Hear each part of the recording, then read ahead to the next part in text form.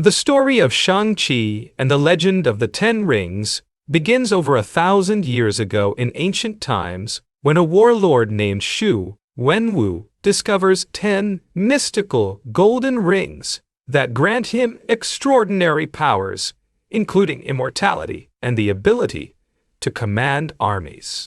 These are not ordinary weapons, but ancient artifacts that transform their wielder into an unstoppable force, capable of toppling kingdoms and reshaping the world according to their will.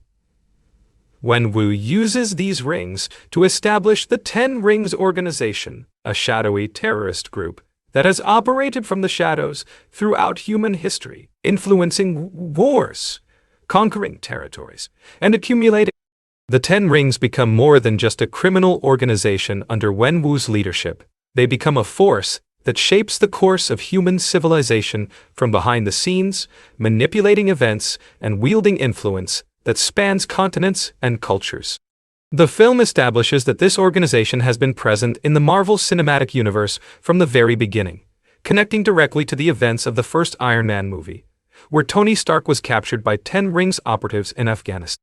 This connection reveals that Wenwu's organization has been a constant presence in the MCU, operating in the shadows while heroes like Iron Man fought what they believed were isolated threats, not realizing they were facing tentacles of a much larger and more ancient enemy. The revelation that the Ten Rings have been pulling strings throughout multiple MCU events adds layers of complexity to the shared universe narrative and suggests that many conflicts may have been orchestrated or influenced by Wenwu's millennium-spanning agenda. By 1996, after centuries of conquest and accumulation of power, Wenwu embarks on a quest to find Ta Lo, a mystical village rumored to harbor legendary creatures and angels. His journey takes him through an enchanted forest that serves as a natural barrier protecting the hidden village from the outside world. This forest is not merely a geographical feature, but a living magical defense system that shifts and changes to confuse and misdirect intruders who might threaten the sacred village beyond. The forest represents the boundary between the mundane world that Wenwu has dominated for centuries, and the mystical realm that operates according to different rules and ancient wisdom. Their first meeting becomes an elaborate and poetic fight sequence that serves as both combat and courtship, with each move revealing character and building romantic tension.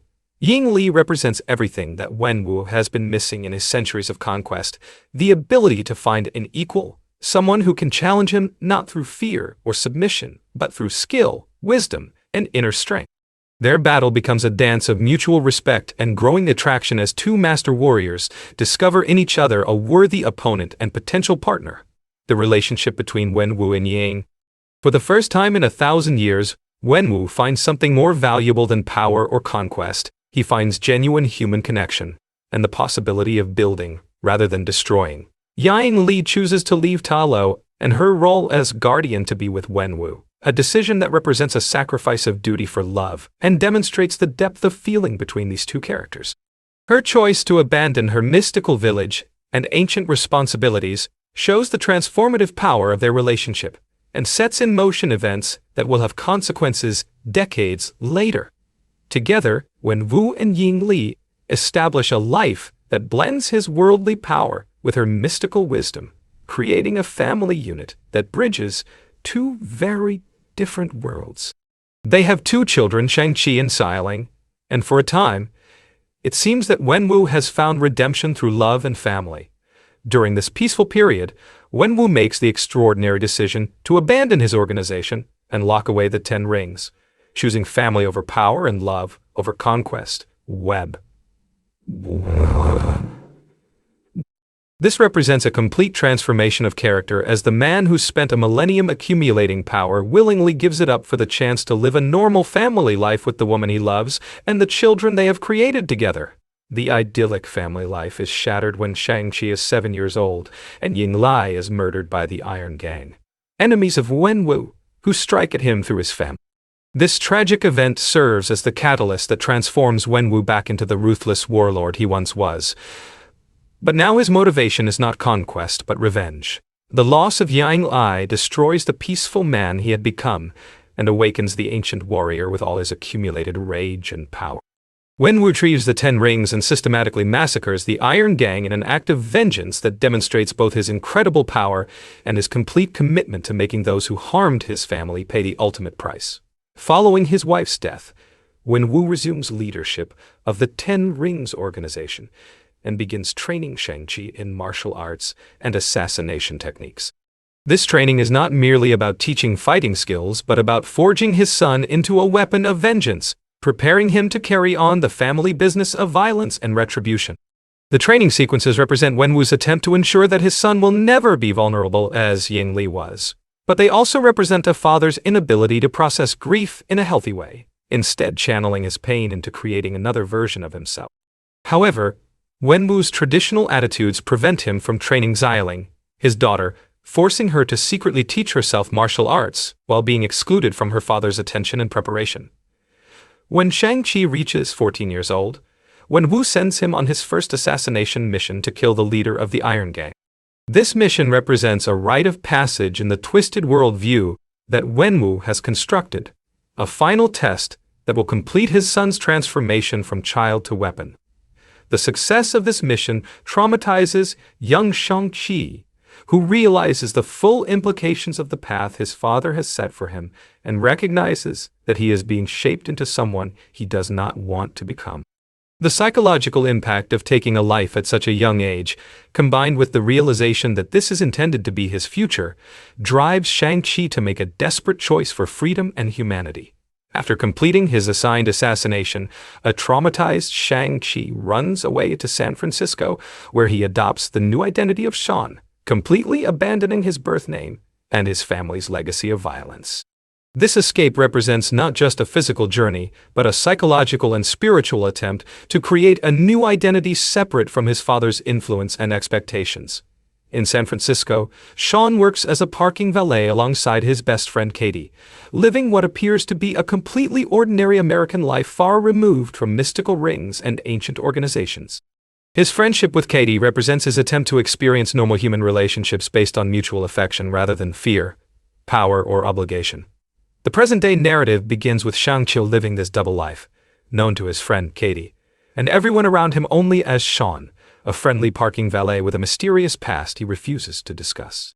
His relationship with Katie is built on genuine friendship and shared experiences, but it's also founded on a fundamental deception as she knows nothing about his true identity, his family background, or his lethal skills. This deception creates a tension in his life, as he struggles to maintain his peaceful persona while carrying the psychological weight of his violent past and the knowledge that his father's world might one day catch up with him. The illusion of Sean's normal life is shattered when 10 Rings assassins attack him and Katie on a San Francisco city bus, seeking to steal a pendant that Yang Li had given to her son. This attack forces Shang-Chi to reveal his true identity and abilities as he fights off multiple skilled attackers while protecting his friend and innocent passengers. The bus fight scene serves multiple narrative purposes. It reintroduces the audience to Shang-Chi's incredible martial arts abilities, demonstrates the reach and persistence of his father's organization, and marks the end of his attempt to live a life separate from his family legacy. During this fight, Katie witnesses her best friend transform from a mild-mannered parking attendant into a lethal martial artist capable of defeating multiple armed opponents with breathtaking skill and precision. The theft of the pendant reveals that Wenwu is systematically collecting items connected to his deceased wife, suggesting an obsession that goes beyond mere sense. Shang-Chi realizes that if the 10 Rings have come for his pendant, they will inevitably target his sister Xialing, who possesses a matching pendant from their mother. This realization forces him to abandon any hope of returning to his quiet life, and instead embark on a journey to warn his sister, and potentially confront the family he left behind. His decision to seek out Xialing represents an acceptance that he cannot escape his past and that his attempt to live as Sean was always going to be temporary, accompanied by Katie, who insists on helping despite learning the dangerous truth about her friend's background. Shang-Chi travels to Macau to find his sister. Katie's decision to involve herself in this dangerous situation demonstrates her loyalty and friendship, but it also represents an ordinary person choosing to enter a world of mystical powers and ancient conflicts far beyond her experience or understanding. Her presence in the story serves as an audience surrogate, providing a relatable perspective from someone discovering this hidden world for the first time, while also showing how extraordinary circumstances can call ordinary people to acts of courage and heroism. In Macau, they discover that Xialing has established herself as the operator of an illegal underground fighting club, using the martial arts skills she secretly taught herself to build an independent life separate from her father's organization. The Fight Club represents Xialing's rejection of the traditional limitations placed on her by both her father's neglect and society's expectations for women, instead creating a space where she can exercise power and control on her own terms. Her success in running this operation demonstrates both her business acumen and her fighting abilities, proving that she was just as capable as her brother despite being excluded from their father's training and attention. The reunion between Shang-Chi and Xialing is complicated by years of resentment and abandonment, as she confronts him about leaving her alone with their father after escaping to America. Her anger is justified and multifaceted. She was abandoned by her mother through death, neglected by her father due to gender bias, and then abandoned again by her brother, who chose his own freedom over her welfare. This confrontation adds emotional depth to their relationship and establishes Xialing as a character with her own agency and grievances, rather than simply a victim to be rescued. The tension between the siblings reflects the different ways they each responded to their traumatic upbringing and their father's transformation after their mother's death. The Fight Club setting allows the film to showcase various martial arts styles and provides an opportunity to demonstrate both siblings' combat abilities in a controlled environment. These fights serve as more than mere action sequences. They represent the characters' methods of processing trauma, asserting identity, and maintaining connection to their cultural heritage through traditional fighting techniques. The club also represents a space where Xialing has created her own version of family and community, surrounding herself with fighters and supporters who respect her abilities rather than dismiss them because of her gender. The reunion is interrupted when Ten Rings forces attack the Fight Club, overwhelming the fighters and security measures that Xialing has put in place.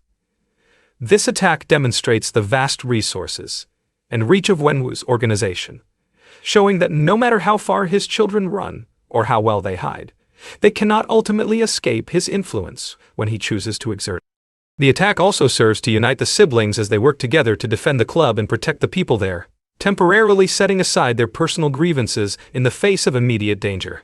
Wenwu himself arrives to personally capture both of his children, along with Katie, bringing them back to the Ten Rings compound, where he reveals his true motivation for seeking them out. His appearance at the Fight Club is both a reunion and a demonstration of power, showing his children that despite years of separation, he remains the controlling force in their lives. The capture is executed with minimal violence, suggesting that Wenwu's goal is not to harm his children, but to compel their cooperation, though his methods make clear that their consent is not required for his plans. At the Ten Rings compound, Wenwu uses both pendants to reveal a mystical map that shows the location of Ta Lo, the hidden village where Ying Li originated. This revelation connects the pendants to a larger mystical system and shows that Ying Li's gifts to her children were not merely sentimental keepsakes, but functional magical items designed to provide access to her homeland. The map's appearance suggests that Ying Li may have anticipated that her family would one day need to find Ta Lo, possibly because she foresaw the events that would unfold after her death. Wenwu explains to his children that he has been hearing Yai's voice calling to him from behind a sealed barrier in Ta Lo, and he believes she is being held captive by the village elders as punishment for abandoning her duties to be with him. This revelation reframes Wenwu's recent actions not as mere obsession or grief, but as a rescue mission motivated by love, and the belief that his wife is still alive and suffering. His conviction that Lai is calling to him provides insight into his psychological state and shows how his grief has evolved into a desperate hope that defies rational analysis but drives him to take extreme action. Wenwu announces his intention to attack Ta Lo and destroy the village if necessary to free what he believes is his imprisoned wife. a plan that horrifies his children who understand the implications of such an assault. His willingness to wage war against an entire mystical community demonstrates how completely his grief and hope have overtaken his judgment, transforming his love for Li into a destructive force that threatens innocent pedophiles. The children's objections to this plan create the central conflict of the film, as they must choose between supporting their father's quest and preventing what they recognize as a catastrophic mistake. When Shang-Chi, Leung, and Katie object to Wenwu's plan, he imprisons them rather than accept their counsel or acknowledge their concern.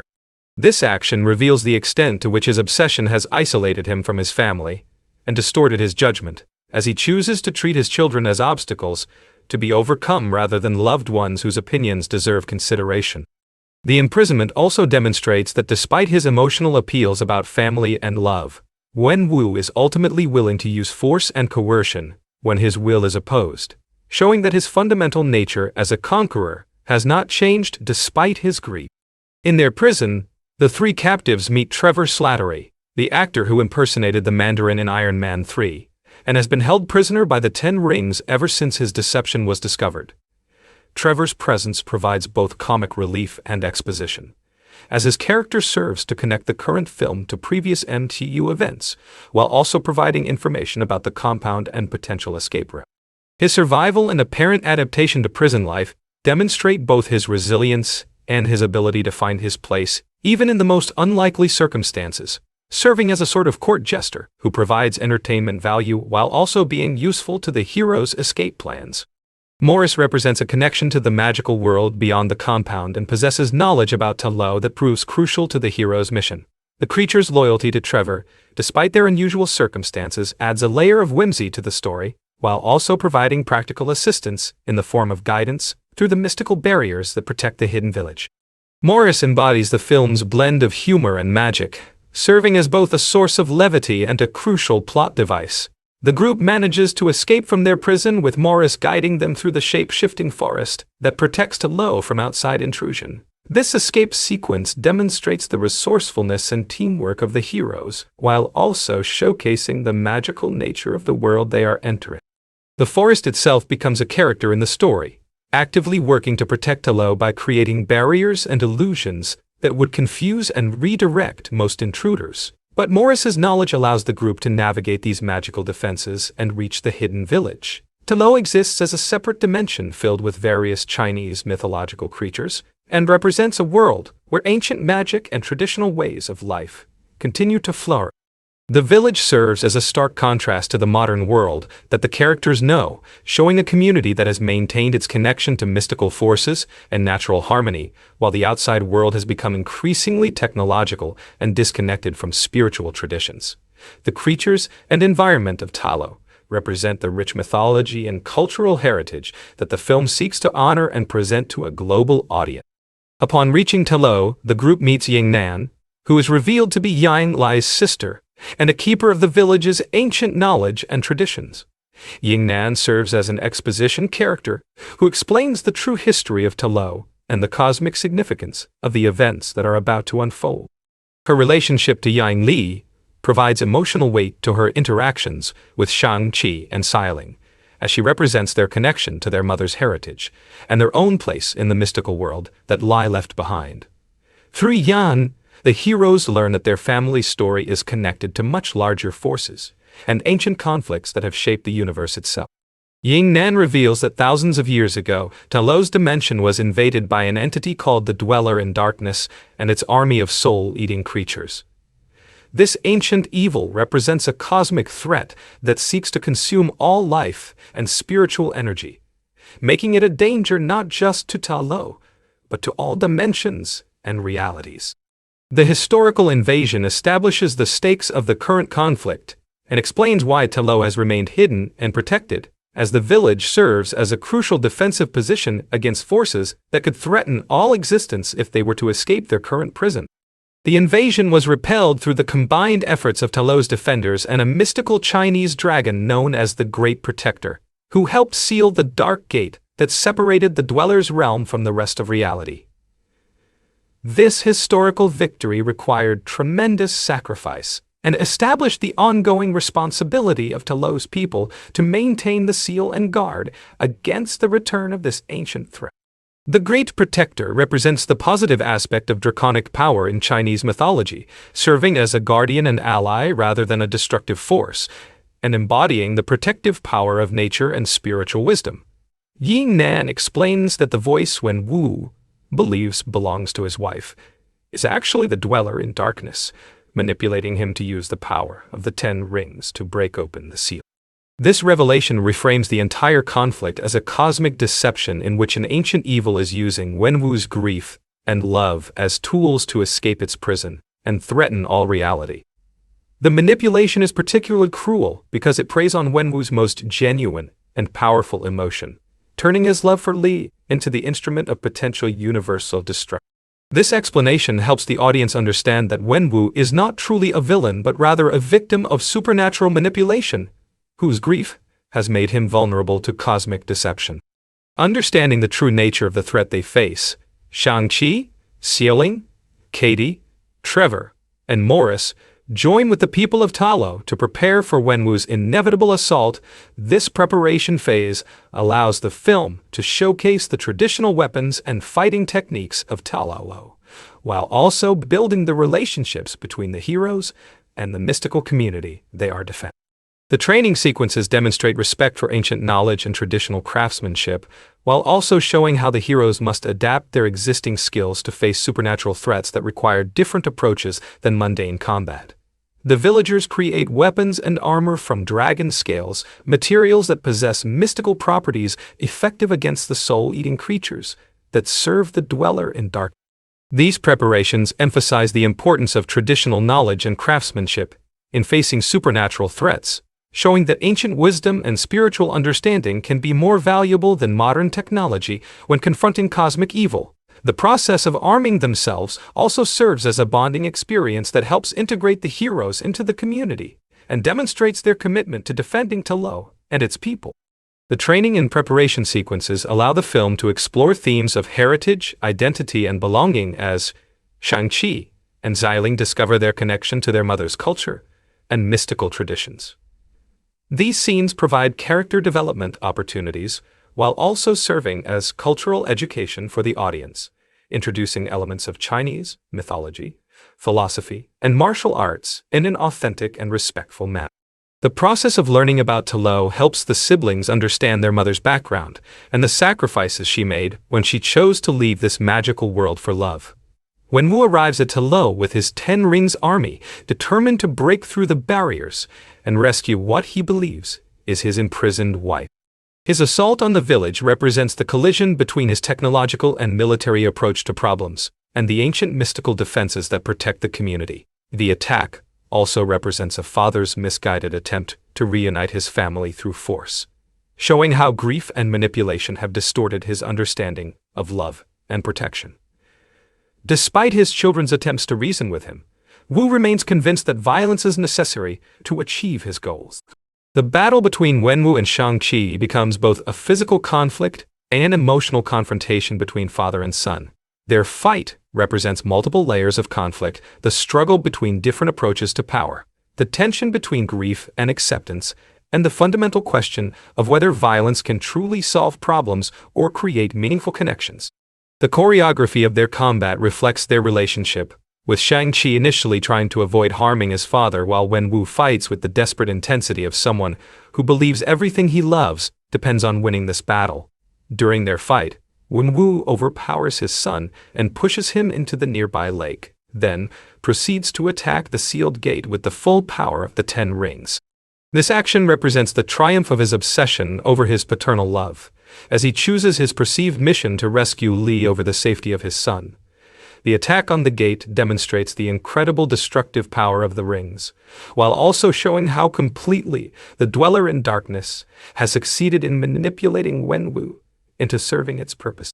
The weakening of the ancient seal allows some of the soul-eating creatures to escape, providing the first evidence of the cosmic threat that Wenwu's actions are unleashing. The emergence of the Soul Eaters forces the 10 Ring soldiers and the Ta Lo villagers to unite against their common supernatural enemy. This alliance represents a moment of clarity where the immediate threat overrides previous conflicts, showing that when faced with existential danger, former enemies can recognize their shared humanity and common interests. The cooperation between these two groups also demonstrates themes of unity and mutual aid, suggesting that working together is more effective than pursuing individual agendas when confronting threats that endanger everyone. The Great Protector emerges from the lake where Shang-Chi was thrown, reviving him and bearing him back into battle against the escaping Soul Eaters. This moment represents Shang-Chi's full acceptance of his role as a bridge between worlds, as he literally rises from the depths supported by the mystical guardian of Taloa. The Great Protector's intervention also demonstrates the active role of nature and spiritual forces in the conflict, showing that the battle is not merely between human factions, but between the forces of preservation and destruction on a cosmic scale. Shang-Chi's alliance with the Great Protector allows him to engage the Soul Eaters effectively, while also providing him with a new perspective on the battle, and his own capabilities fighting alongside the dragon represents his integration of both sides of his heritage, his father's power and his mother's mystical legacy, combined into a force for protection rather than conquest. The aerial battle sequences showcase spectacular action, while also serving as character development, showing Shang-Chi growing into his role as a hero who can bridge different worlds and approaches to power. The father and son resume their personal combat even as the larger supernatural battle rages around them, with Shang-Chi eventually gaining the upper hand, but choosing to spare Wenwu rather than deliver a killing blow. This choice represents Shang-Chi's rejection of the cycle of violence that has defined his family's history, showing that he has learned to use power responsibly rather than simply as a tool for dominance or revenge. His mercy toward his father also demonstrates emotional maturity and an understanding that love cannot be achieved through force, even when confronting someone who has caused tremendous pain and suffering. The moment of potential reconciliation between father and son is interrupted when the Dweller in Darkness finally breaks free from its weakened prison and immediately attacks Shang-Chi. The emergence of this cosmic entity represents the full revelation of the threat that has been manipulating events from behind the scenes, showing Wenwu the true nature of the voice he believed belonged to his. The Dweller's immediate aggression toward Shang-Chi suggests that it recognizes him as the greatest threat to its plans for escape and conquest. Wenwu sacrifices himself to save his son from the Dweller in Darkness, using his final moments to transfer the 10 rings to Shang-Chi before being killed by the ancient evil. This act represents Wenwu's redemption as he finally recognizes the truth about his situation and chooses his love for his family over his obsession with the past. His death also serves to pass the mantle of power to the next generation, though the circumstances ensure that Shang-Chi receives this inheritance with full knowledge of both its potential for good and its capacity for destruction. The transfer of the rings represents both a father's final gift to his son and a recognition of Shang-Chi's worthiness to wield such power responsibly. Armed with the 10 rings and supported by the Great Protector, his sister, and Katie, Shang-Chi leads the final assault against the Dweller in Darkness. This climactic battle represents the ultimate test of everything Shang-Chi has learned about power, responsibility, and cooperation, as he must coordinate with others rather than rely solely on his own abilities. The fight against the cosmic entity requires not just martial arts skill, but also strategic thinking, emotional intelligence, and the ability to inspire others to fight against seemingly impossible odds. The defeat of the Dweller in Darkness represents a victory for cooperation, love, and sacrifice over manipulation, hatred, and selfish desire. The battle's resolution shows that cosmic threats require cosmic responses, but also that individual choices and personal growth can have universe-spanning consequences.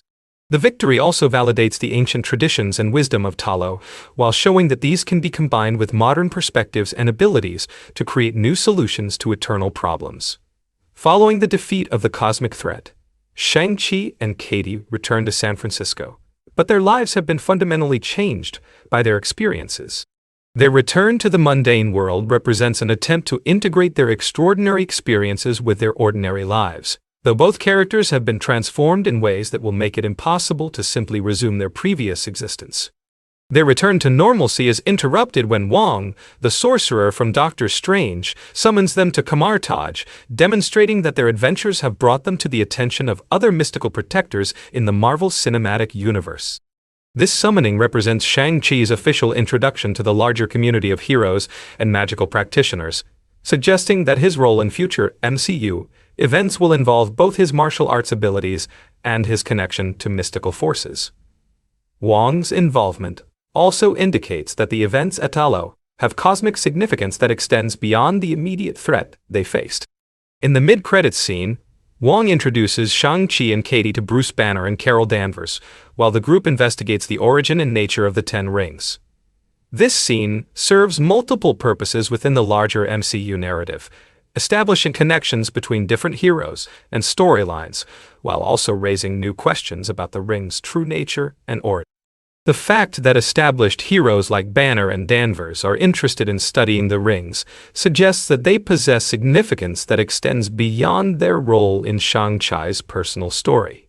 The investigation reveals that the Ten Rings are acting as a beacon, sending out a signal to something unknown. This discovery establishes a mystery that will likely be explored in future MCU projects, while also suggesting that Shang-Chi's acquisition of the rings has consequences that extend beyond his personal growth and development. The beacon function implies that the rings may be connected to other cosmic forces or entities, potentially setting up future threats or allies that will require the hero's attention.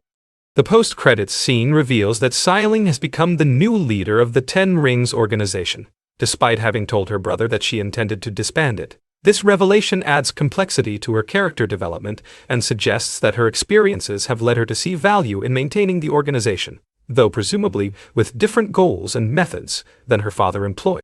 Her decision to continue the Ten Rings while also beginning to train women alongside men indicates her intention to reform, rather than eliminate the organization, using its resources and reach for different purposes than conquest and intimidation. Xiling's leadership of the Ten Rings represents several important themes about power, gender, and legacy. Her decision to include women in the organization's training and operations directly addresses the gender discrimination she experienced from her father, while also suggesting new directions for the group's activities. Her willingness to deceive her brother about her intentions also shows that she has learned to be strategic and independent, making decisions based on her own judgment, rather than seeking approval or permission from male family members.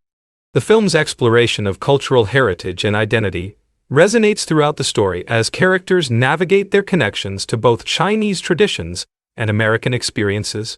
The film presents this cultural navigation as an ongoing process rather than a simple resolution, acknowledging the complexity of maintaining multiple cultural identities simultaneously.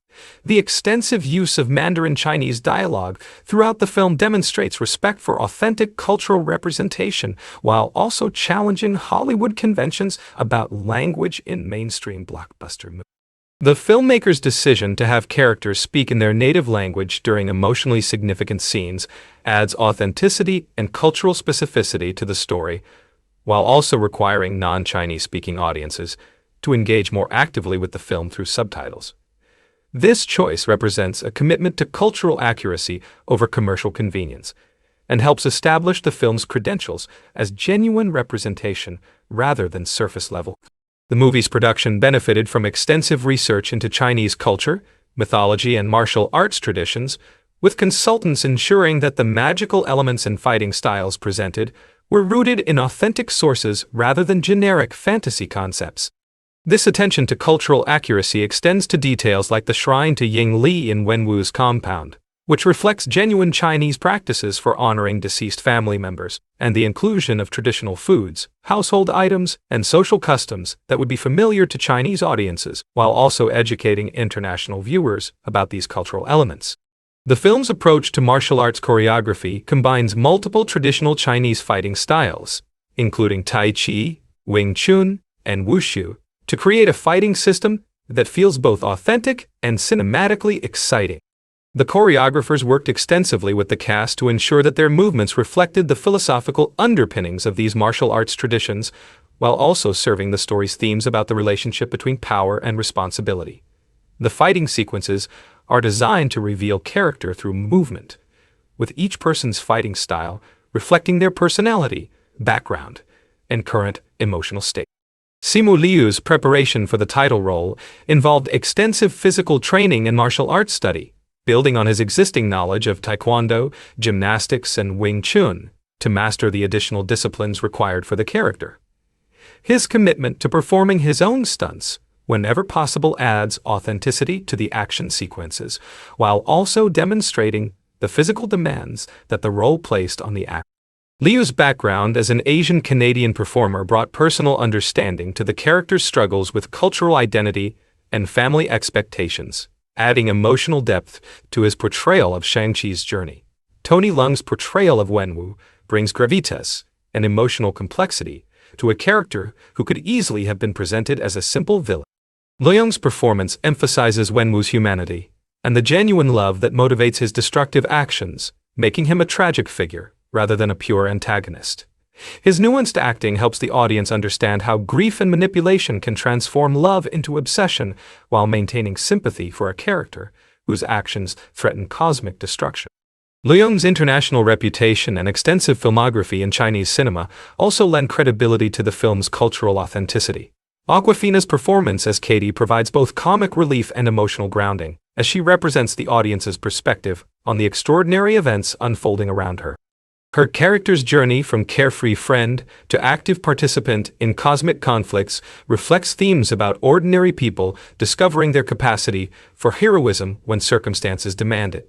Katie's loyalty to Shang-Chi and her willingness to enter dangerous situations to help him demonstrate the power of friendship and chosen family in overcoming seemingly impossible challenges. Meng'er Zhang's debut performance as Xialing presents a complex character who must navigate family loyalty, personal resentment, and her own ambitions throughout the story.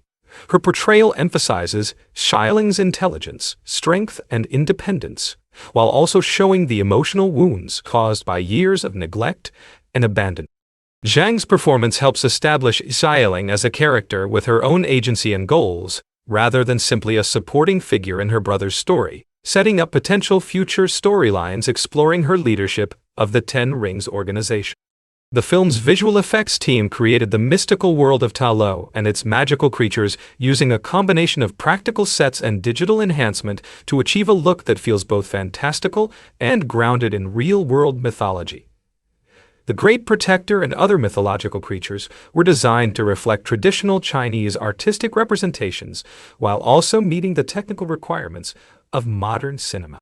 The visual design of the Ten Rings themselves combines ancient aesthetic elements with contemporary special effects to create weapons that feel both timeless and immediate. The production design throughout the film reflects careful attention to cultural details and authentic representation, from the architecture and decoration of the Ten Rings compound to the mystical landscape of Ta Lo. Set designers worked to create environments that would feel authentic to characters from these backgrounds, while also providing visually striking locations for the film's action sequences. The contrast between the modern urban environments of San Francisco and Macau and the ancient mystical world of Ta Lo helps reinforce the themes about bridging different worlds and cultural experiences. The film's box office performance exceeded expectations, becoming the highest-grossing film of 2021 until Spider-Man: No Way Home was released later that year. The success demonstrated audience appetite for diverse storytelling and authentic cultural representation in superhero films, while also validating Disney's decision to release the film exclusively in theaters rather than simultaneously.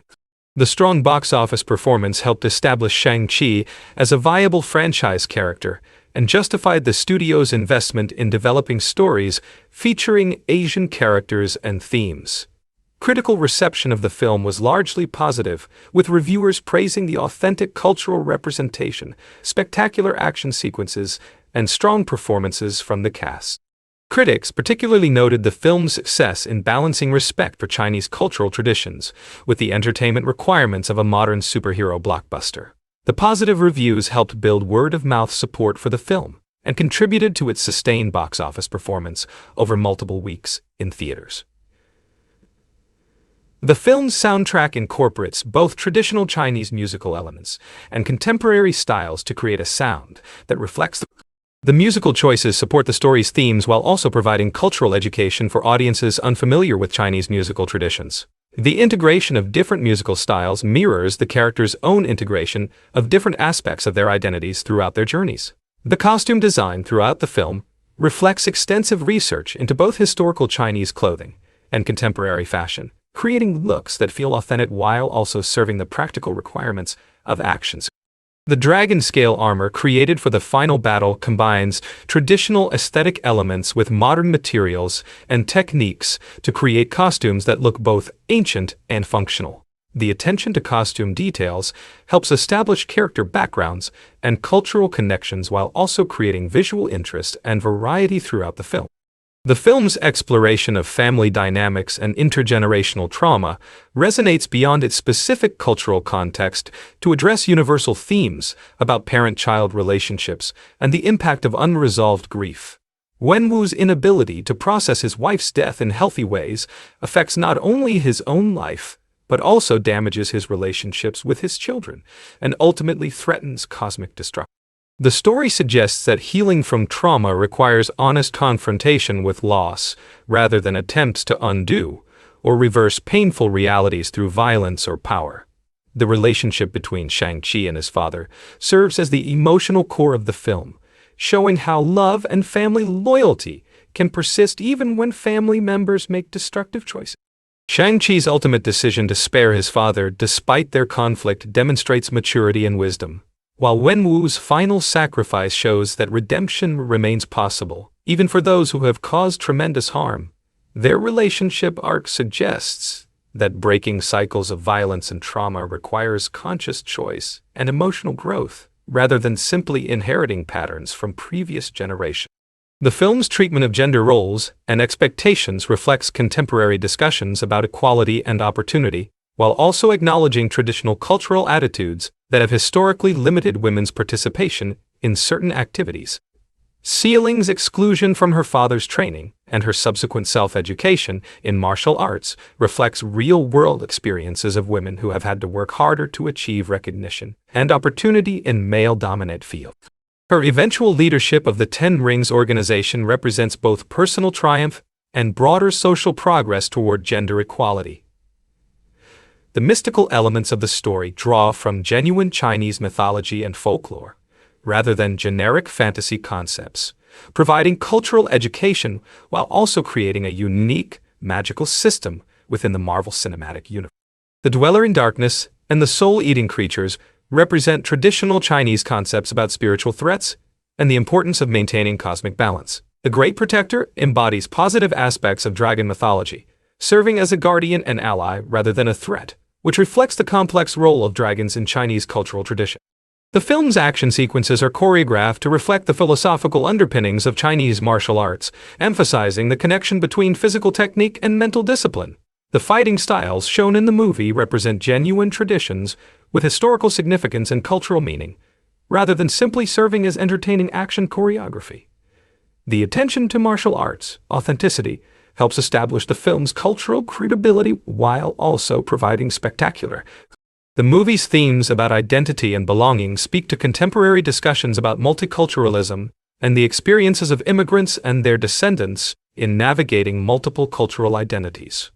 Shang-Chi's journey from rejecting his heritage to embracing all aspects of his identity reflects real-world struggles that many people face in balancing traditional cultural expectations with contemporary life choices.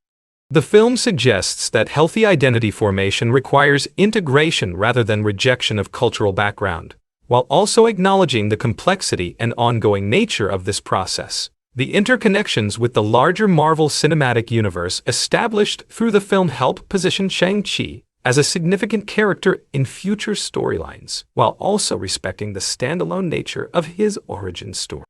The connections to Iron Man through the Ten Rings organization and to Doctor Strange through Wong's appearance provide continuity with established MCU narrative threads, while also introducing new mystical elements that expand the universe's scope and possibilities. These connections suggest future collaborations and team-up possibilities, without overwhelming the individual character development that drives the current story. The film's success in combining spectacular action entertainment with authentic cultural representation demonstrates the commercial viability of diverse storytelling in mainstream Hollywood productions. The positive audience response to the cultural specificity and authentic representation suggests that viewers are interested in stories that provide both entertainment and cultural education. This success has implications for future film production decisions and the ongoing development.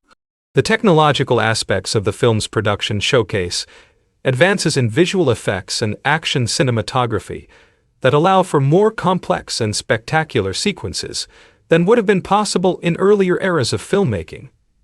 The combination of practical stunt work with digital enhancement creates action sequences that feel both grounded and fantastical, allowing the story to present supernatural elements alongside realistic marks.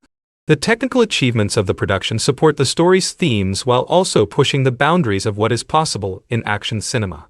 The cultural impact of the film extends beyond its entertainment value to include representation and visibility for Asian actors, stories, and perspectives in mainstream Hollywood production. As the first Marvel Cinematic Universe film with an Asian lead character and predominantly Asian cast, the movie represents a significant milestone in cinematic representation. The success of the film helps demonstrate audience demand for diverse stories and performers, potentially influencing future production decisions and creating opportunities for other underrepresented communities in film and television. The exploration of father-son relationships throughout the story addresses universal themes about legacy, expectations, and the challenge of living up to or breaking free from parental influence. Wenwu's expectations for Shang-Chi and his disappointment with his son's choices reflect common family dynamics that extend beyond any specific cultural context. The resolution of their conflict through mutual sacrifice and understanding provides a model for addressing intergenerational differences through empathy and communication rather than force or abandonment. The film's treatment of grief and loss acknowledges the powerful impact of trauma, while also suggesting possibilities for healing and growth. Wenwu's destructive response to his wife's death serves as a cautionary example of how unprocessed grief can lead to increasingly harmful choices, while Shang-Chi's journey toward integration and acceptance demonstrates healthier approaches to dealing with loss and change. The story suggests that healing from trauma requires support from others and willingness to face painful realities, rather than attempting to escape or undo. The mystical world-building established in the film creates new possibilities for future Marvel Cinematic Universe storylines, while also honoring the cultural sources that inspired these creative choices. The magical system established through the 10 Rings and the mystical creatures offers new types of powers and conflicts that expand the universe's narrative possibilities. The themes of power and responsibility that run throughout the Marvel Cinematic Universe are given new dimension through Shang-Chi's inherited legacy of both incredible ability and potential for destruction. His journey from rejecting power entirely to accepting it with full awareness of its implications reflects mature approaches to leadership and influence. The story suggests that true heroism involves not just the possession of power, but the wisdom to use it appropriately and the strength to accept the responsibilities that come with significant abilities. The film's conclusion sets up multiple possibilities for future storylines while providing satisfying resolution to the immediate conflicts presented in the origin story. Shang-Chi's integration into the larger MIA, through his connection with Wong and other established heroes, creates opportunities for team-up stories and cosmic adventures, while Simu's leadership of the reformed 10 Rings organization suggests potential for stories exploring themes of organizational change and the ongoing mystery of the 10 Rings beacon function provides an overarching narrative thread that could connect multiple future projects. The success of Shang-Chi and the Legend of the 10 Rings demonstrates the commercial and artistic viability of authentic cultural representation in mainstream entertainment, while also expanding the scope and possibilities of the Marvel Cinematic Universe through the introduction of new characters, powers, and mythologies rooted in genuine. The film achieves the challenging balance of honoring its source material while also creating accessible entertainment for global audiences. suggesting models for future projects that seek to combine cultural specificity with universal appeal. Through its combination of spectacular action, authentic representation, and meaningful character development, the movie establishes Shang-Chi as a significant addition to the pantheon of Marvel heroes, while also contributing to ongoing conversations about diversity, identity, and representation in contemporary cinema. The deeper technical aspects of bringing Shang-Chi to life reveal the extraordinary amount of preparation and collaboration required to create authentic martial arts sequences within the Marvel Cinematic Universe framework. The famous bus fight scene alone required over a year of development, with fight coordinator Andy Cheng overseeing more than 20 different versions of the choreography, before arriving at the final sequence that This extensive preparation process demonstrates the commitment to creating action sequences that serve both the story's emotional needs and the entertainment expectations of a major superhero blockbuster. The bus sequence presented unique technical challenges that required innovative solutions from multiple departments working in coordination. Production designer Su Chan and her team had to prepare 4 separate buses that were modified and customized for different aspects of the filming process, with some mounted 15 feet high on gimbals, while others remained at ground level to accommodate various stunt requirements.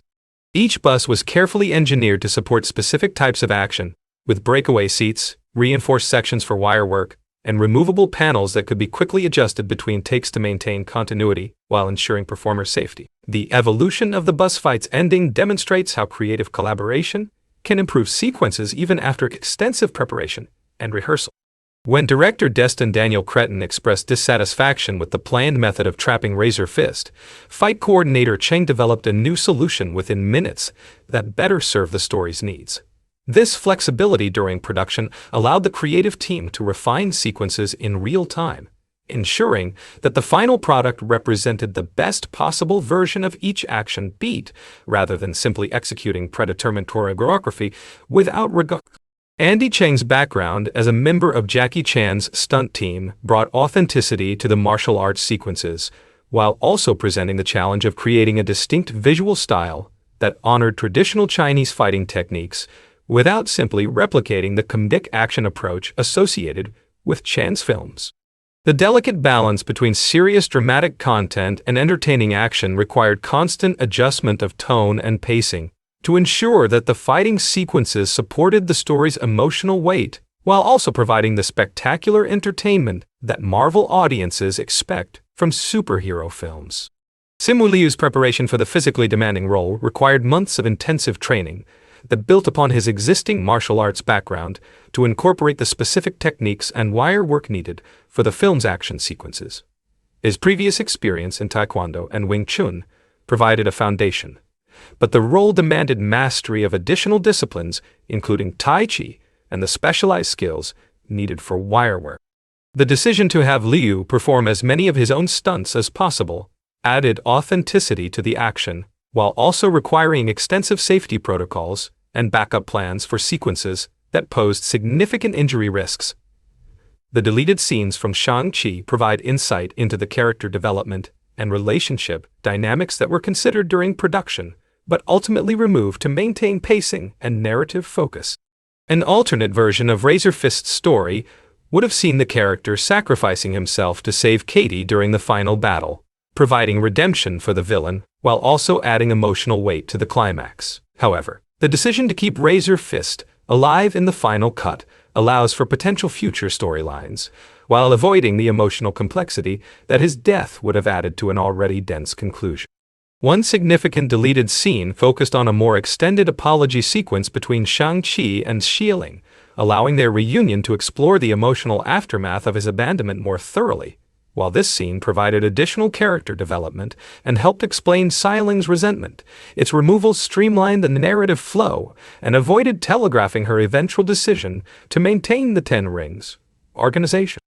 The editing choice demonstrates how character moments, no matter how well executed, must serve the overall story structure rather than simply providing emotional satisfaction. Another removed sequence would have shown Wenwu's involvement with the events of the first Iron Man film more explicitly, depicting his return from Afghanistan, where he had been overseeing the Ten Rings cell that captured Tony Stark. This deleted scene would have provided direct continuity with the beginning of the Marvel Cinematic Universe, while also establishing the timeline of Yang Li's death more precisely. The removal of this scene maintains focus on the family drama, rather than getting distracted by franchise continuity, though it represents missed opportunity for deeper MCU integration. The mystical world building of Ta Lo connects to broader Marvel Cinematic Universe concepts about alternate dimensions and the multiverse, positioning the film within the larger narrative framework of Phase 4. The pocket dimension that houses Ta Lo represents a different approach to alternate realities than the timeline variants explored in Loki, instead presenting a separate universe that exists alongside Earth but operates according to different physical and. This dimensional framework allows for future storytelling possibilities that could bring Ta Lo's characters and creatures into contact with other mystical elements of the MCU. The portal system that connects Earth to Ta Lo employs visual effects techniques reminiscent of wormhole physics, suggesting that travel between these dimensions involves traversing higher dimensional space rather than simply opening doors between adjacent realities. This scientific approach to magical travel provides consistency with other MCU properties, while also allowing for the specific visual style and mythological creatures that define Ta Lo as a unique corner of the shared universe. The wormhole imagery also reinforces themes about bridging different worlds and cultures that run throughout the character development. Morris the Hundun represents more than comic relief, serving as a living embodiment of the chaos principle from Chinese mythology, while also providing crucial guidance for navigating between dimensions. The creature's intelligence and loyalty to Trevor Slattery demonstrate the film's approach to mythological elements, treating them as fully realized characters rather than simple magical tools or obstacles.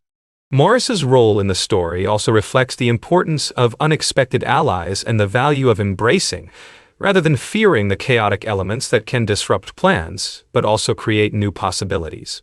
The signal transmitted by the 10 rings during the mid-credits scene establishes a mystery that connects to the broader multiverse concepts being explored throughout Phase 4 of the MCU.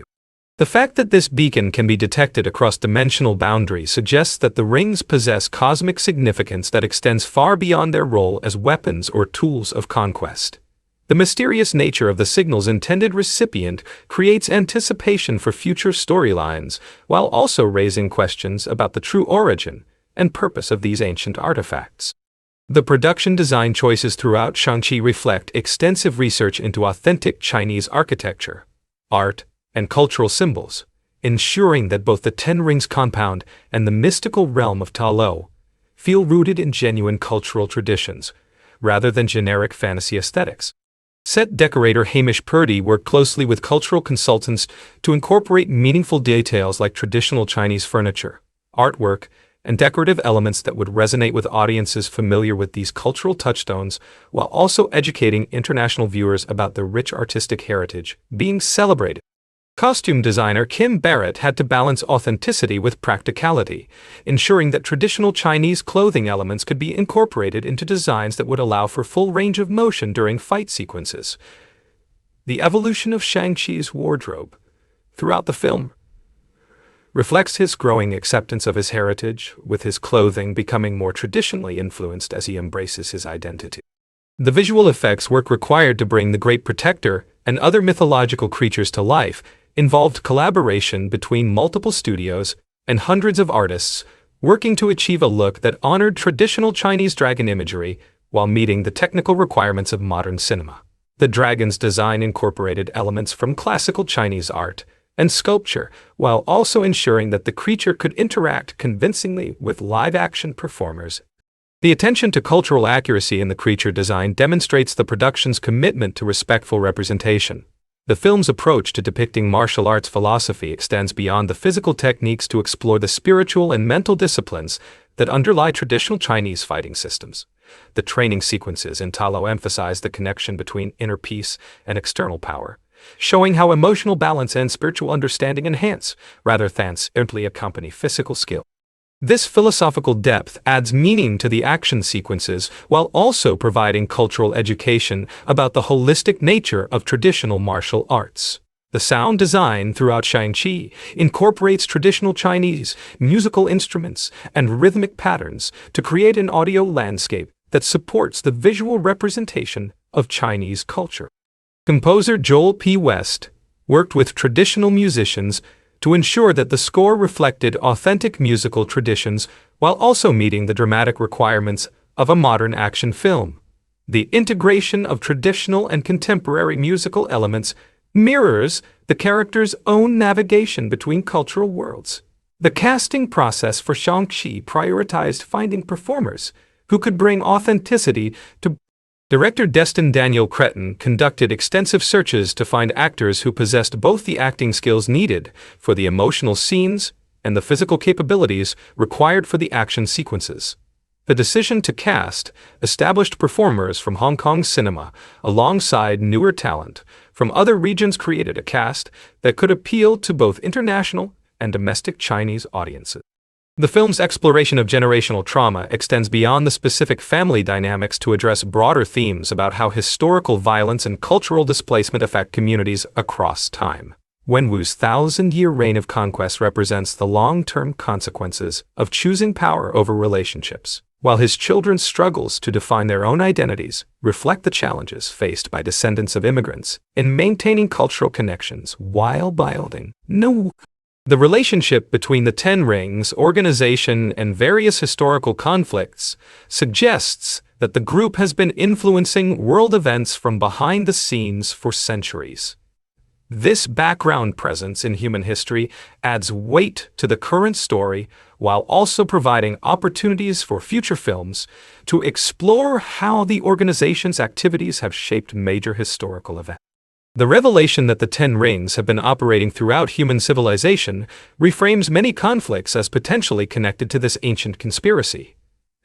The mystical elements introduced through Ta Lo and its creatures expand the Marvel Cinematic Universe's supernatural capabilities while remaining grounded in specific cultural tradition.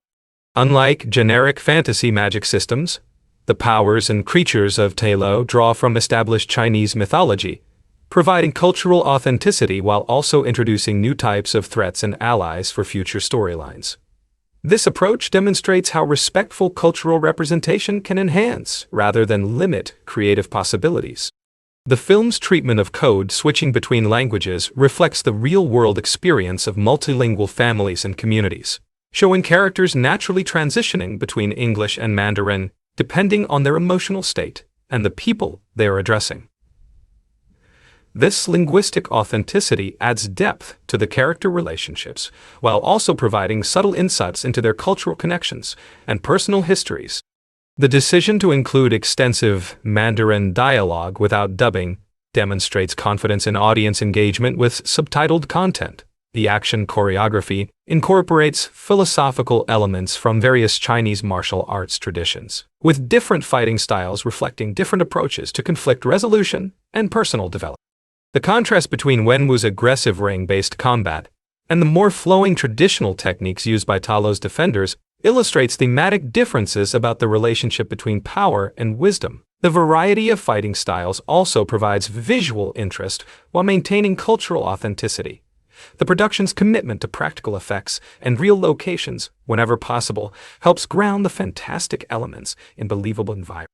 While digital effects were necessary for the mystical creatures and magical powers, the filmmakers prioritized using real locations and practical sets to create authentic feeling spaces that performers could interact with naturally. This blend of practical and digital techniques creates a seamless visual experience that supports audience immersion in the story. The international box office performance of Shang-Chi demonstrated the global appeal. The film's success in multiple markets showed that audiences worldwide were interested in stories that provided both spectacular action and cultural education. This commercial validation of diverse storytelling has influenced subsequent Marvel productions and broader Hollywood decision-making about international content. The film's themes about identity and belonging resonate particularly strongly with diaspora communities who must navigate multiple cultural expectations and loyalty.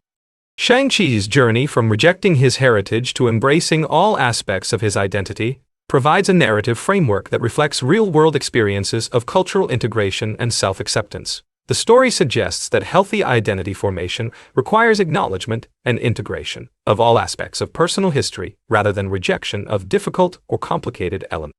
The mystical creatures and magical systems introduced in Shang-Chi create new possibilities for crossover stories and team-up adventures within the larger Marvel Cinematic Universe.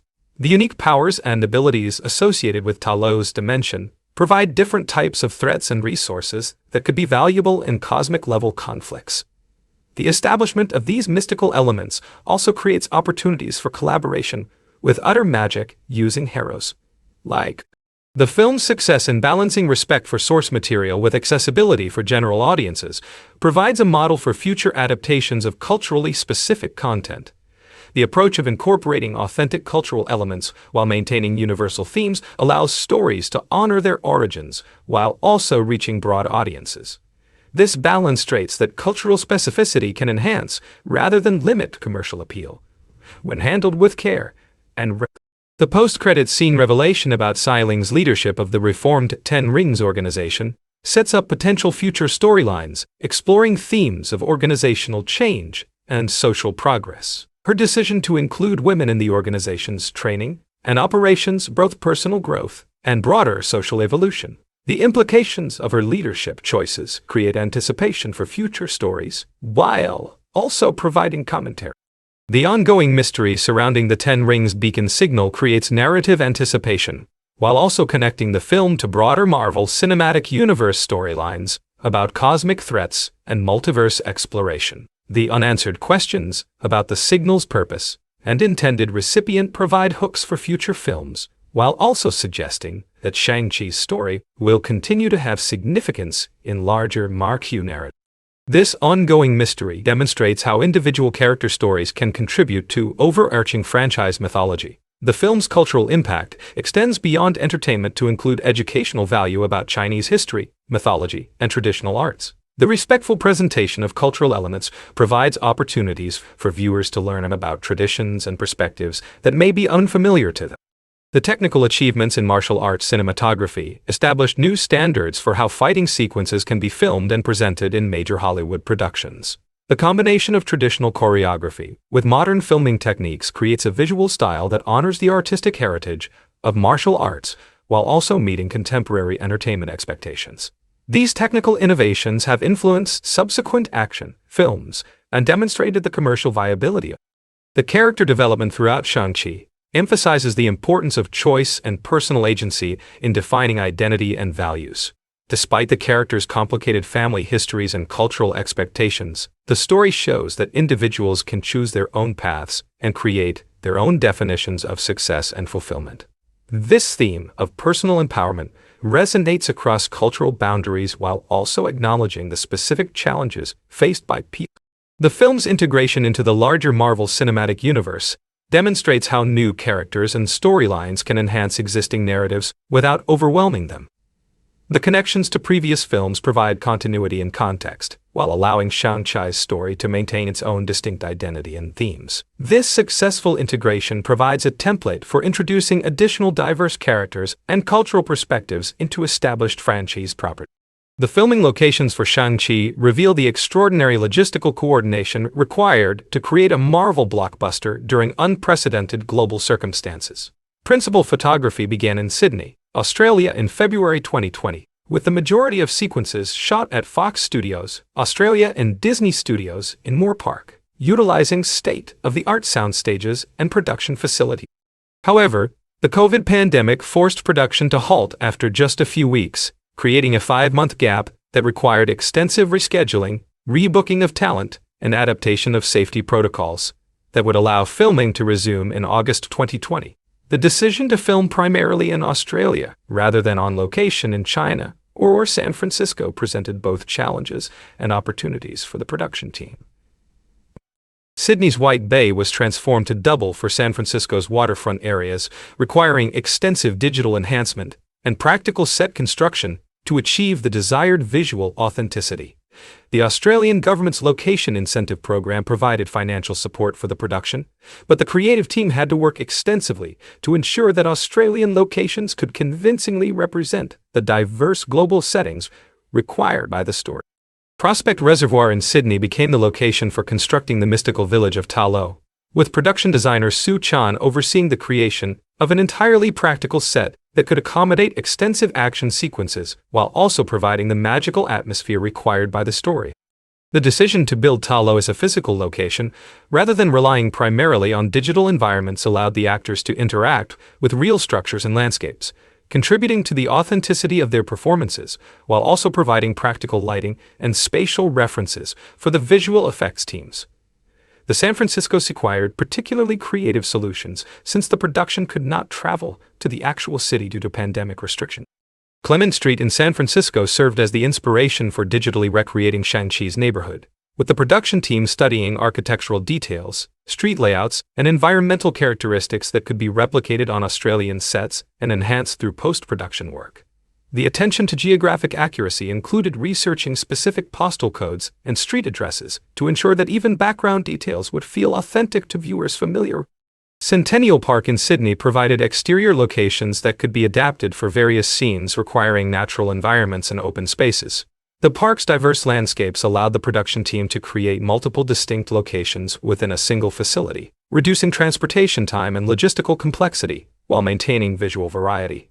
The adaptation of existing locations demonstrates the creative flexibility required when international travel restrictions limit traditional location. The comic book origins of Shang-Chi reveal the complex evolution of the character from his initial conception to his current Marvel Cinematic Universe incarnation. Created by Steve Englehart and Jim Starlin, in 1973, Shang-Chi originally appeared in Special Marvel Edition, Issue 15, as the heroic son of pulp villain Fu Manchu, who was licensed to Marvel Comics at the time. The character was initially conceived as a way to capitalize on the popularity of the television series Kung Fu and the broader martial arts craze of the early 1970s. The original comic book version of Shang-Chi was raised in isolation by his father and trained as a living weapon before discovering his father's true evil nature and rebelling against him. This origin story provided the template for the family conflict that drives the Marvel Cinematic Universe adaptation, though the film substitutes the mystical Ten Rings and Wenwu for the original Fu Manchu character. The evolution from the original comics demonstrates how intellectual property considerations and changing cultural sensitivities can influence character adaptation across different media formats. Shang-Chi's popularity in comics peaked during the Bronze Age of comics from 1970 to 1984, when Special Marvel Edition was retitled The Hands of Shang-Chi, Master of Kung Fu, and the character received regular features in anthology series. During this period, Shang-Chi regularly crossed paths with other street-level Marvel heroes like Iron Fist and the Daughters of the Dragon, establishing connections that could potentially be explored in future Marvel Cinematic Universe projects. The character's comic book history includes leadership of the Five Weapons Society and acquisition of the Ten Rings, elements that provide source material for potential sequel storylines. The decline of the Kung Fu craze in the 1980s led to reduced prominence for Shang-Chi in Marvel Comics, relegating him to occasional guest appearances and background roles for several decades. This publishing history demonstrates how cultural trends and audience interests can influence the development and prominence of characters.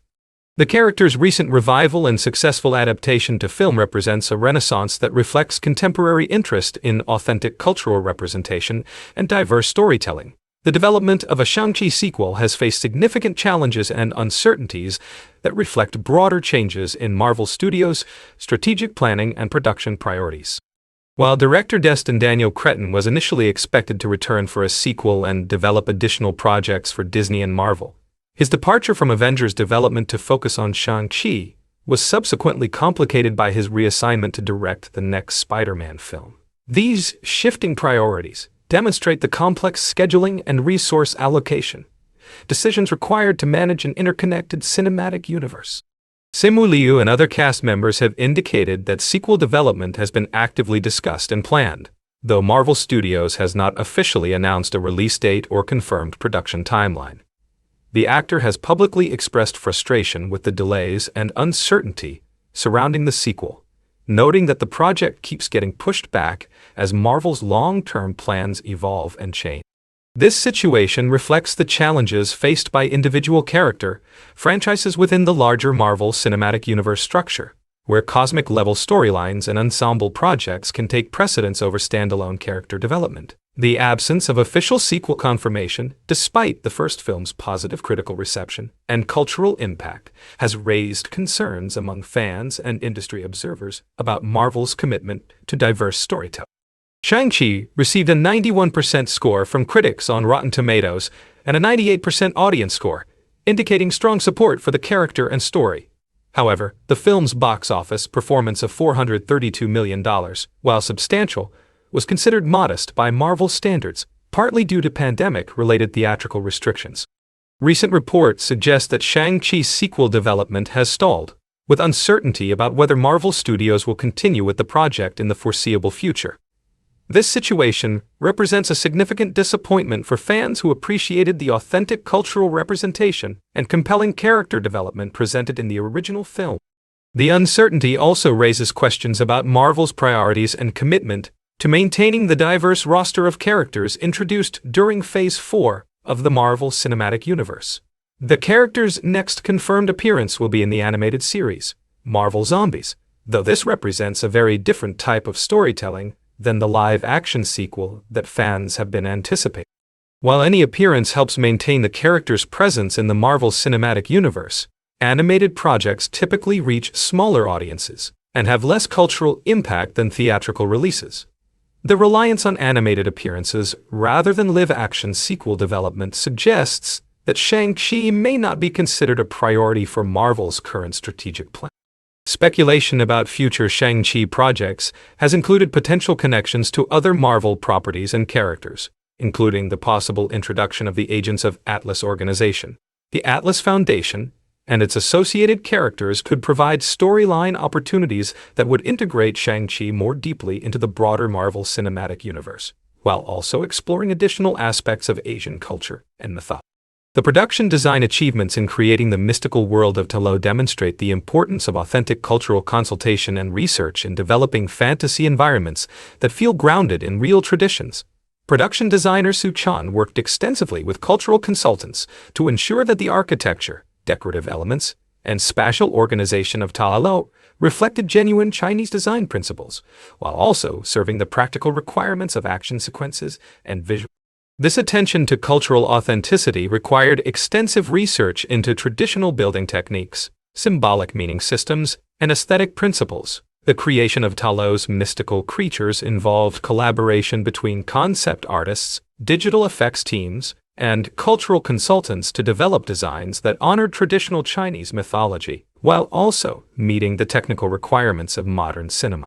The Great Protector and other creatures were designed to reflect specific mythological sources, rather than generic dragon or fantasy concepts, requiring detailed study of classical artistic representations and cultural meanings associated with different types of mystical beings. This research-intensive approach demonstrates the commitment to respectful representation that distinguished the film's approach to fantasy elements. The costume design throughout Shang-Chi required similar attention to cultural accuracy and practical functionality, with designers researching traditional Chinese clothing styles while also ensuring that costumes could accommodate extensive martial arts choreography. The dragon-scale armor worn during the final battle combined traditional aesthetic elements with modern materials and construction techniques to create functional costumes that looked both ancient and practical.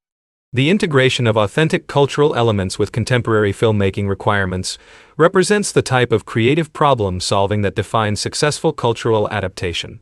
The extensive use of practical sets and locations, rather than purely digital environments, contributed significantly to the film's visual authenticity and actor performance quality. While digital enhancement was necessary for mystical elements and impossible locations, the foundation of real physical spaces provided tangible reference points for lighting, spatial relationships, and character interaction. The decision to invest in practical construction, rather than relying entirely on virtual sets, demonstrates the production's commitment to creating believable environments that would support rather than distract from the storytelling. The international filming approach required extensive coordination between Australian crew members and American production management, creating opportunities for knowledge transfer and skill development across different film industries. The collaboration between Disney's production team and Australian facilities provided valuable experience for local crew members, while also demonstrating the global nature of contemporary film, This international collaboration mod.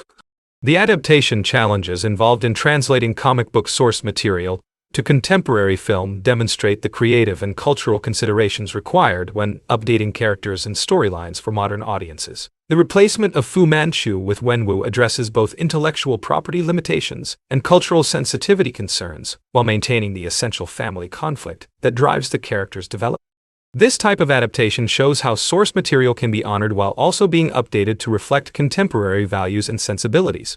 The character's comic book history of leadership roles and organizational affiliations provides extensive source material for potential future storylines that could explore themes of responsibility, legacy, and community building. Shang-Chi's connections to groups like the Five Weapon Society and his eventual acquisition of the Ten Rings in comics create narrative possibilities that could bridge individual character development with larger Marvel Universe storylines. These elements suggest that sequel development, if it occurs, could draw from rich source material that has already been developed. The uncertainty surrounding sequel development reflects broader challenges facing the entertainment industry as studios navigate changing audience preferences, production costs, and global market considerations. The success of diverse storytelling must be balanced against commercial considerations and strategic planning requirements that can sometimes conflict with creative and cultural priorities. The Shang-Chi situation demonstrates how individual projects can become. The cultural impact of the original film extends beyond its entertainment value to include educational and representational significance that continues to influence discussions about diversity in mainstream media. The authentic representation of Chinese culture and the success of Asian cast members in leading roles has created expectations and opportunities that extend beyond individual projects to influence industry-wide practices and priorities. The potential loss of sequel development represents not just entertainment disappointment, but also missed opportunities for continued cultural progress and representation.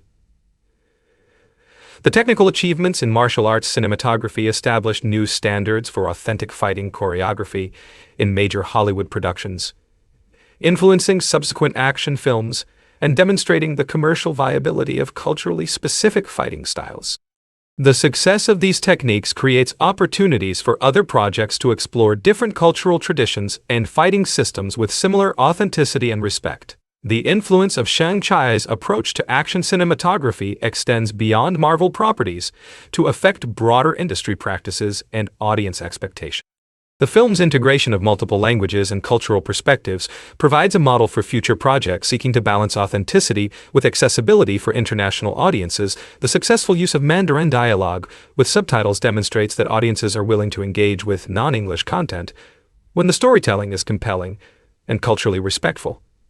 This precedent creates opportunities for other projects to explore similar approaches to linguistic creates opportunities for other projects. The ongoing mystery of the Ten Rings beacon signal represents an unresolved narrative thread that could connect future Marvel Cinematic Universe projects, while also providing specific storyline opportunities for Shang-Chi character development. The cosmic implications of this signal suggest that the character's story connects to larger universe, threatening conflicts that could require his unique abilities and cultural knowledge. The resolution of this mystery could provide the narrative foundation for sequel development, while also integrating the character more deeply into ongoing Marvel storyline. The production's successful adaptation to pandemic restrictions demonstrates the resilience and flexibility of modern film production, while also highlighting the additional costs and complications that global events can impose on major entertainment projects. The 5-month production halt and subsequent safety protocols required extensive replanning and additional resources that affected both creative decisions and financial considerations. This experience provides valuable lessons for future productions facing similar challenges and demonstrates the importance of adaptability in contemporary filmmaking. The character's potential for future development remains significant despite current uncertainties, with multiple narrative directions available through comic book source material, established Marvel Cinematic Universe connections, and ongoing cultural relevance. Whether through sequel films, ensemble appearances, or alternative media formats, Shang-Chi represents a valuable addition to the Marvel roster whose story potential extends far beyond his origin film. The investment in authentic cultural representation and character development creates lasting value that could be leveraged across multiple future projects and storytelling formats. The merchandising campaign for Shang-Chi demonstrates the complex challenges involved in marketing a culturally specific superhero property to global audiences while maintaining authentic representation. Hasbro's extensive toy line included multiple action figure formats ranging from 6-inch Marvel Legends collectibles to 12-inch Titan series figures, with each scale designed to appeal to different age groups and collector demographics. The Marvel Legends line featured premium articulation and detailed sculpting that allowed for dynamic martial arts poses, recognizing that the character's appeal centered on authentic fighting choreography rather than just traditional superhero action. The Ten Rings blaster toy represented an innovative attempt to translate the film's mystical weapons into interactive play experiences for younger audiences. This role-play weapon could launch 5 rings consecutively and was designed to capture the kinetic energy of the film's action sequences in a format accessible to children. The accompanying Battle FX bow staff incorporated digital technology that responded to the speed of movement, creating sound effects that reflected the intensity of play and encouraged active physical engagement rather than passive entertainment consumption. The Brick Breakers line introduced an element of surprise and discovery to the toy experience, with collectible minifigures hidden inside breakable brick packaging that required adult assistance to access. This approach created a shared experience between children and parents, while also building anticipation through the mystery element of not knowing which characters would be revealed. The collection of 21 different figures encouraged repeat purchases and trading among young collectors, extending the engagement beyond individual play sessions. Hot Toys produced premium 6th scale collectible figures featuring incredible detail and realistic sculpting that appealed to adult collectors and display enthusiasts. These high-end collectibles, priced significantly above mass-market toys, demonstrated the characters' appeal in graphic segments and the attention to costume accuracy, facial likeness, and articulation in these premium figures reflected the production values of the film itself and created lasting memorabilia for dedicated fans. The streaming release strategy for Shang-Chi on Disney Plus represented a carefully calculated approach to maximizing revenue, while also building long-term audience engagement. The film premiered on the streaming platform 70 days after its theatrical release as part of Disney Plus Day celebrations, providing exclusive access for subscribers, while maintaining the exclusive theatrical window that theater operators demanded. This timing allowed the film to complete most of its theatrical revenue generation before moving to streaming availability. Disney Plus streaming performance exceeded expectations, with over 1.7 million households watching the film during its first weekend of availability according to Samba TV tracking data. The international reach was also significant, with substantial viewership reported in the United Kingdom, Germany, and Australia, demonstrating the global appeal of the authentic cultural representation and high-quality action sequences. Asian Americans represented 10% of the streaming audience, the highest percentage for any title on the Nielsen charts during that period, indicating strong resonance with the communities the film sought to represent. The sustained streaming performance kept Shang-Chi in the top 5 on various tracking charts for multiple weeks after its Disney Plus debut, suggesting strong word-of-mouth recommendations and repeat viewing behavior. TV Time reported that it became the 6th most streamed film globally for the entire year of 2021, demonstrating its lasting appeal beyond the initial release excitement. This performance validated Disney's investment in diverse storytelling and authentic cultural representation as commercially viable approaches to content development. The physical media release included extensive bonus content featuring audio commentary, deleted scenes, behind-the-scenes featurettes, and gag reels that provided additional value for collectors and dedicated fans. The inclusion of IMAX enhanced formatting on Disney Plus offered premium viewing experiences for subscribers with compatible equipment, demonstrating attention to technical quality alongside content quality. The Ultra HD Blu-ray, Standard Blu-ray, and DVD releases catered to different technology preferences and economic circumstances among consumers. The mythological foundations underlying the Ten Rings connect to ancient Chinese concepts about magical artifacts and spiritual power that extend far beyond the specific Marvel adaptation. In traditional Chinese mythology, Rings and circular objects often represent wholeness, eternity, and the cyclical nature of spiritual energy, making them appropriate symbols for weapons that grant immortality and cosmic power. The film's interpretation of these concepts respects traditional symbolic meaning, while adapting them for contemporary superhero storytelling requirements. The comic book origins of the Ten Rings reveal their connection to the Makluan race, dragon-like aliens from the planet Maklu 4, who use the rings as power sources for interstellar spacecraft engines. Each ring contained the soul of a legendary cosmic warrior trapped in phantasmal form, creating a connection between ancient spiritual concepts and science fiction technology that bridges multiple storytelling traditions. The rings' individual powers in the comics included ice blasts, mind control, electrical energy, and flame projection, representing different aspects of elemental control and mental manipulation. The Marvel Cinematic Universe adaptation significantly modified the rings' appearance and function, transforming them from individual finger rings into interconnected bracelets that work as a unified weapon system.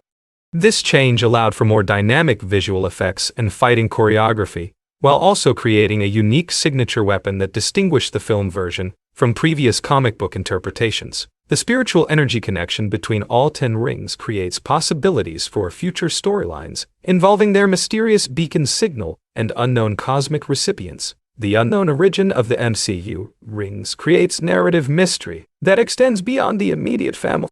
The conflicting stories about whether Wenwu found them in a tomb or on a fallen asteroid reflect the uncertainty surrounding artifacts of such tremendous age and power.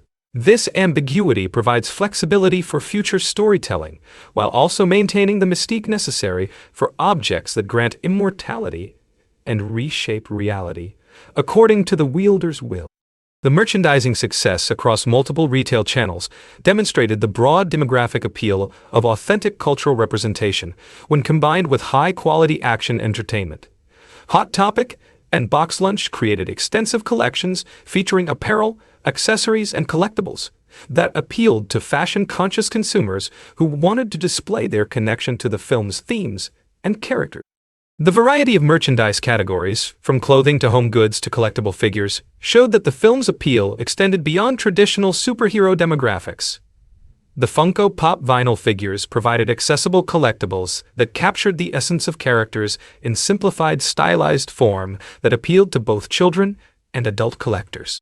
These figures' lower price point and wide availability made them entry-level collectibles that could introduce new collectors to the hobby, while also providing affordable options for existing enthusiasts. The blind bag figural keychains added an element of surprise and portability that extended the collecting experience beyond home display into daily use items. The Lego sets, including both the major battle at the Ancient Village playset and smaller polybag offerings, provided building experiences that encouraged creative play, while also serving as display pieces. The minifigure representations of characters allowed children to recreate film scenes or create original stories, using familiar characters in new content. The detailed brick construction of vehicles and locations from the film provided educational value through spatial reasoning and fine motor skill development alongside entertainment. The critical reception on streaming platforms reflected the benefits of home viewing for films with extensive dialogue in non-English languages. Reviewers noted that the ability to rewatch complex scenes and closely read subtitles enhanced appreciation for the cultural details. The pause and rewind capabilities of streaming allowed viewers to study the martial arts choreography and visual effects work in greater detail than possible in theaters. The home viewing environment also allowed for family discussions about cultural representation and identity themes that might be more difficult to facilitate in public theater settings. Parents could pause the film to explain cultural references or discuss the characters' struggles with identity and family expectations, creating educational opportunities alongside entertainment. The availability of behind-the-scenes content provided additional context for understanding the research and consultation that ensured authentic cultural representation. The international streaming performance revealed interesting regional variations in audience response and engagement patterns. While the film performed strongly in Western markets, the reception in mainland China and Hong Kong was more complex, with some viewers expressing concerns about the portrayal of Chinese characters and culture. These regional differences highlight the challenges inherent in creating culturally authentic content that must appeal to both diaspora communities and audiences within the cultures being represented. The negative reaction in some Chinese markets stemmed partly from concerns about Western interpretation of Chinese mythology and cultural elements, reflecting broader tensions about cultural representation and authenticity in global media. Some critics argued that the film's approach to Chinese culture was filtered through Western perspectives and filmmaking conventions that diluted or misrepresented traditional elements. These critiques demonstrate the ongoing challenges faced by Hollywood productions attempting to authentically represent cultures different from their primary production contexts. The merchandise performance in international markets reflected these cultural reception differences, with collectibles and apparel showing stronger sales in North American and European markets than in Asian regions. The availability of officially licensed products through various e-commerce platforms allowed global access to merchandise, though regional preferences and cultural sensitivities influenced consumer behavior. The success of certain product categories over others provided insights into how different audiences connected with the film's themes and characters.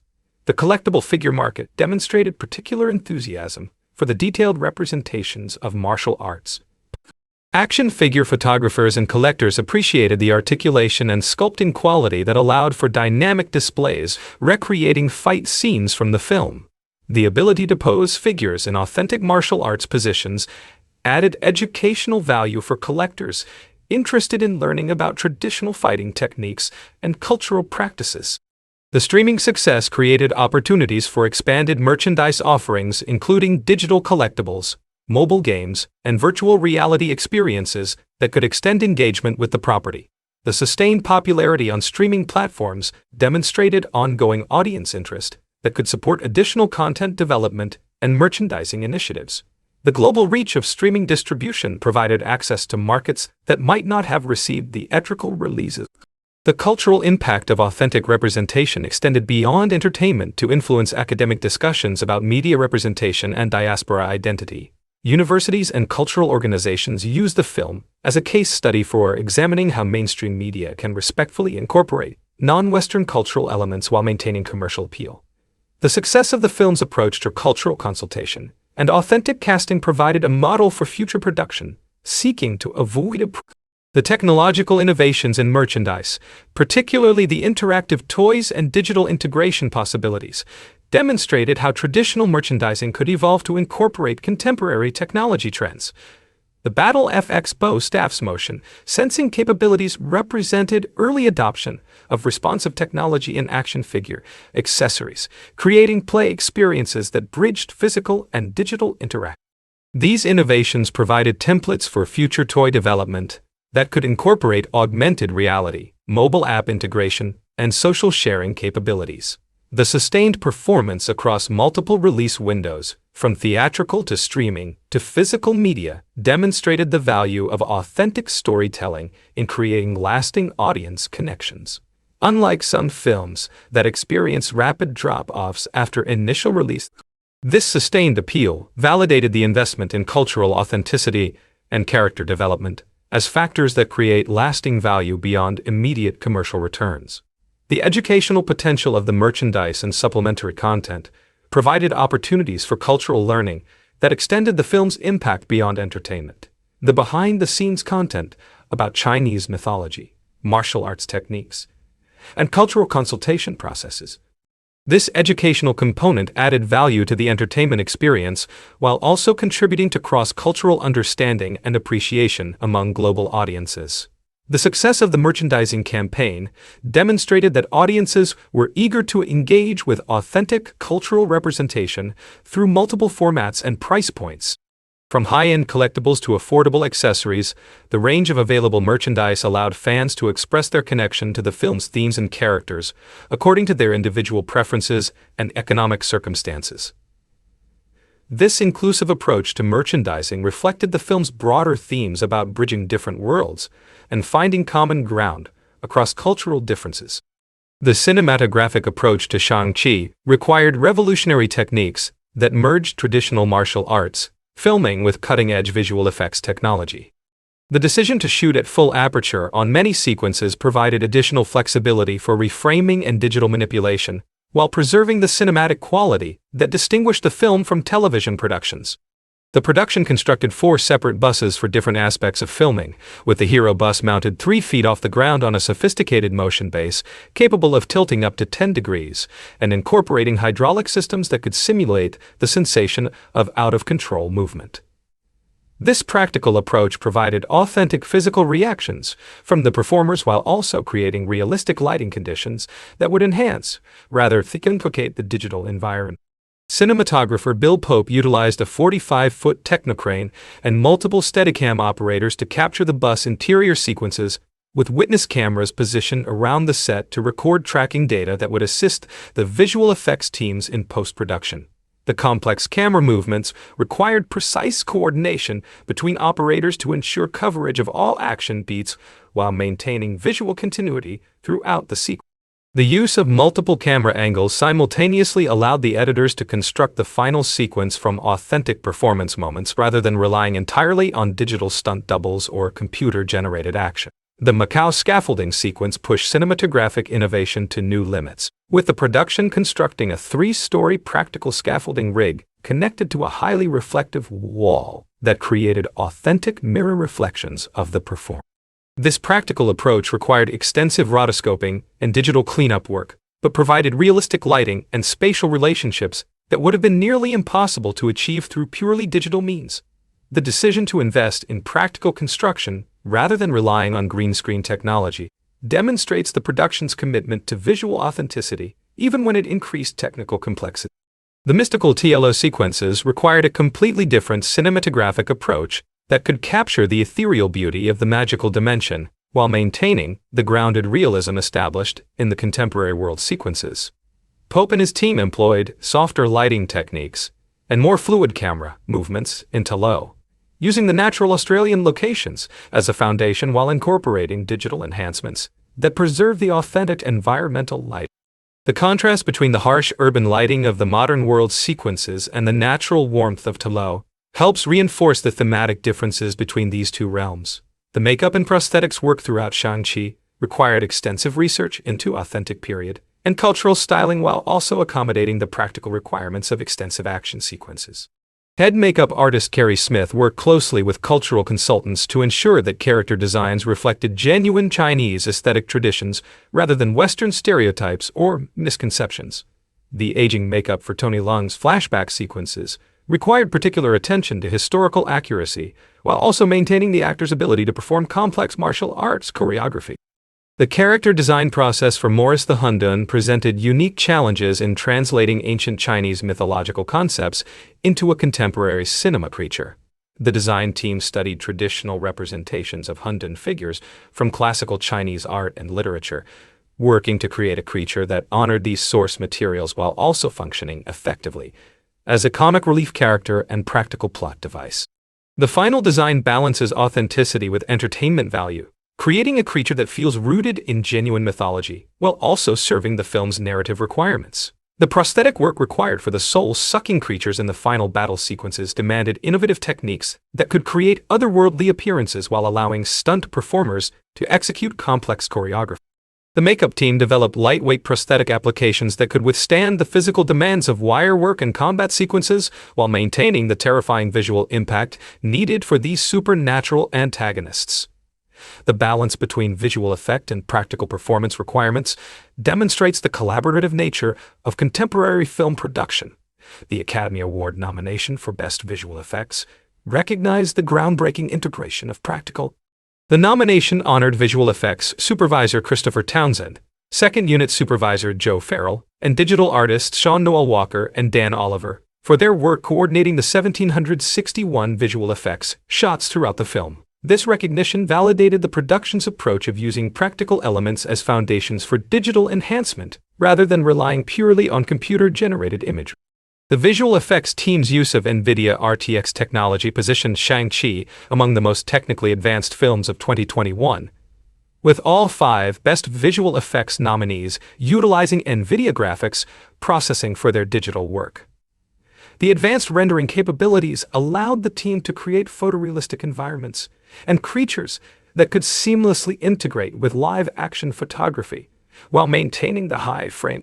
The technological achievements demonstrated how cutting-edge computing power could enhance, rather than replace traditional filmmaking craftsmanship. The costume design evolution reveals the extensive development process required to create authentic cultural representation while meeting contemporary superhero film expectations. Concept artist Andy Park explored multiple approaches to Shang-Chi's final battle costume, including versions that incorporated more traditional martial arts. The final design successfully balances these different influences while creating a unique visual identity that distinguishes Shang-Chi from other Marvel heroes. The decision to have Shang-Chi wear contemporary sneakers during the final battle created significant discussion among fans about the balance between cultural authenticity and modern character development. The filmmakers explained that the Jordan sneakers represented Shang-Chi's integration of all aspects of his identity rather than abandoning his American experiences in favor of purely traditional elements. This costume choice reflects the broader themes about cultural bridge building and identity integration that run throughout the character's development arc. The makeup design for the various mystical creatures required extensive research into Chinese mythology. The makeup team studied classical artistic depictions of dragons, phoenixes, and other mythological creatures to develop designs that would feel familiar to audiences knowledgeable about these traditions while also meeting the visual spectacle requirements of contemporary cinema. The resulting creature designs honor their mythological sources while also serving the practical needs of action sequences and emotional storytelling. The lighting design throughout the film employs color temperature and intensity variations to reinforce the emotional and thematic content of different sequences. The harsh fluorescent lighting of the San Francisco sequences contrasts deliberately with the warm natural lighting of Talo, creating visual metaphors for the emotional and spiritual differences between these environments. The lighting choices support character development by The editing techniques required for the complex action sequences demanded innovative approaches to pacing and rhythm that could accommodate both martial arts, choreography, and supernatural elements. Editor Nat Sanders and his team worked to create action sequences that honored the contemplative aspects of traditional martial arts, while also providing the kinetic excitement expected from contemporary superhero film. The editing rhythm varies between sequences to reflect different types of conflict, with family drama scenes receiving more deliberate pacing than cosmic battle sequences. The visual development process led by Andy Park required extensive exploration of character designs that could satisfy multiple constituencies, including fans of the original comics, cultural authenticity consultants, and contemporary film audiences. The approved concept art represents months of iteration and refinement, with each design element subjected to scrutiny for cultural accuracy, practical functionality, and visual impact. The final character design successfully balanced these competing requirements while creating distinctive visual identities for each major character. The sound design integration with visual effects created immersive environments that enhanced the mystical elements. The audio team worked closely with visual effects supervisors to ensure that the supernatural powers and creatures had distinctive sonic signatures that would help audiences distinguish between different types of magical forces. The sound design supports the film's cultural themes by incorporating traditional Chinese musical elements and instruments alongside contemporary cinematic techniques. The makeup design for the aging sequences required prosthetic techniques that could convincingly show the passage of centuries, while maintaining the actor's ability to perform physically demanding action sequences. The aging makeup for Wenwu's immortality sequences demanded particular attention to historical accuracy in different time periods, while also ensuring that the successful integration of makeup effects with action choreography demonstrates the sophisticated coordination required in contemporary film production. The color grading and post-production color correction processes enhance the thematic content by emphasizing the visual distinctions between different realms and time periods. The contemporary world sequences employ cooler color palettes that reflect urban environments and emotional distance, while These color choices reinforce the story's themes about finding balance between different aspects of identity and experience. The technical achievements recognized by various award organizations demonstrate the film's success in advancing the state of the art in multiple areas of film production. Beyond the Academy Award nomination, the film received recognition from the Visual Effects Society, the Art Directors Guild, and other professional organizations that evaluate technical and architecture. These accolades validate the innovative approaches developed by the production team and establish precedents for future projects seeking to achieve similar levels of cultural authenticity and visual spectacle. The practical set construction required for the various mystical environments demonstrates the continued importance of physical production values, even in an era of extensive digital enhancement. The decision to build practical versions of key locations provided authentic lighting references and spatial relationships that enhanced rather than competed with digital effects work.